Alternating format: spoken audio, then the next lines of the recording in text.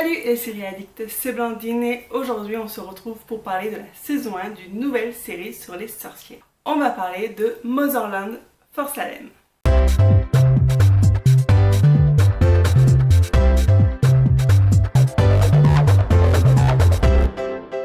Avant de vous parler du coup de cette première saison, je vais vous parler un peu de la série. La série a été créée par Elliot Lawrence qui est aussi à l'origine de la série Cloud. Elle est diffusée depuis le 18 mars dernier sur la chaîne Freeform, chaîne qui nous a offert déjà deux séries que j'aime beaucoup, à savoir The Bold Type et Good Trouble. Motherland for Salem, c'est une histoire alternative de l'Amérique où, pour mettre un terme aux persécutions qu'elle subissait il y a 300 ans, les sorcières ont fait un pacte avec le gouvernement pour mettre fin à cela. Du coup, en échange de l'arrêt de tout ce qui est torture, procès et autres petites choses sympathiques, elle devait monter une armée qui devait combattre pour la nation. Et nous, du coup, on va suivre trois sorcières qui suivent l'entraînement militaire pour entrer dans cette armée. Donc forcément, quand j'ai vu Freeform et sorcières, j'ai foncé. Surtout que sur papier, ça paraissait moderne et original avec un casting 100% féminin et des thématiques pleines de sens. Du coup, comme je vous l'ai dit, on va suivre trois sorcières qui, du fait de leur héritage, sont appelées pour s'entraîner pour rentrer dans cette fameuse armée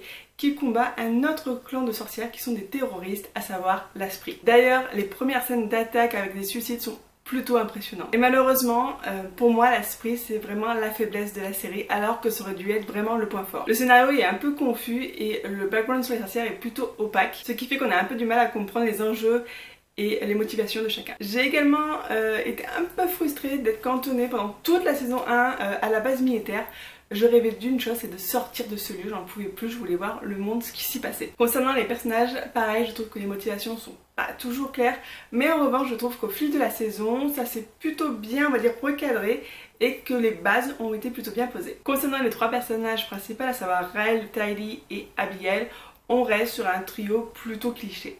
À savoir Raël la rebelle, Tylee la timide et Abigail un peu la leader née. Même si je vous dis que c'est un peu cliché au niveau des rôles, je trouve que du coup des fois les rôles s'inversaient entre les personnages, qu'il y a eu des belles évolutions et qu'en fin de compte on arrive avec un trio qui est plutôt solide avec des bonnes bases encore une fois. Concernant les personnages secondaires, j'ai beaucoup aimé le côté dark de Scylla, je trouve qu'elle est en plus hyper bien interprétée par l'actrice. J'ai aussi beaucoup aimé le rôle d'Anna Costia dans le côté un peu mentor pour les filles. En revanche, pour le général Sarah Alder, je l'aime autant que je ne l'aime pas, mais j'avoue qu'elle apporte un peu du mystère et quelque chose un petit peu à la série, donc ça va. Concernant les relations entre les personnages, je trouve que le trio est très bien traité durant toute la saison, avec un début très compliqué entre les filles, et une solidarité qui s'est créée tout au long de la saison et qui est juste le fruit en fait des épreuves qu'elles ont traversées ensemble, et je trouve ça super intelligent et bien fait. Pour la relation entre Raël et Scylla, honnêtement je suis pas fan,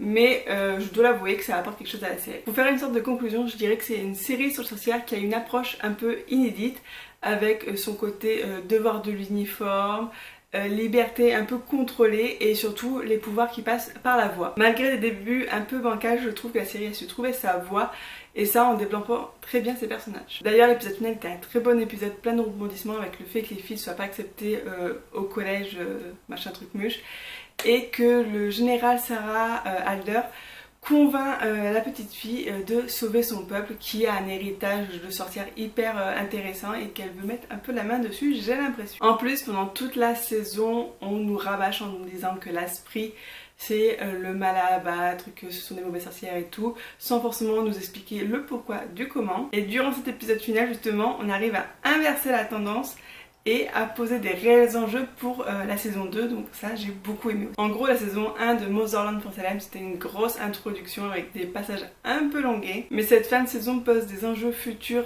très prometteurs, avec des personnages qui ont été bien développés et des bonnes bases qui ont été posées. Le tout dans un univers assez riche. Même s'il y a des moments j'ai été un peu déçue de la série, je dois l'avouer, j'ai quand même super hâte de voir cette saison 2 comme je vous l'ai dit, parce que là c'est bon, on a posé des enjeux, les personnages sont bien posés, sont développés, on a des réelles intrigues, donc j'ai vraiment hâte. Si vous avez regardé cette série, j'attends vraiment vos retours dessus dans les commentaires, j'ai hâte de vous lire. D'ailleurs, je suis super contente parce qu'on vient de passer les 200 abonnés, donc merci beaucoup.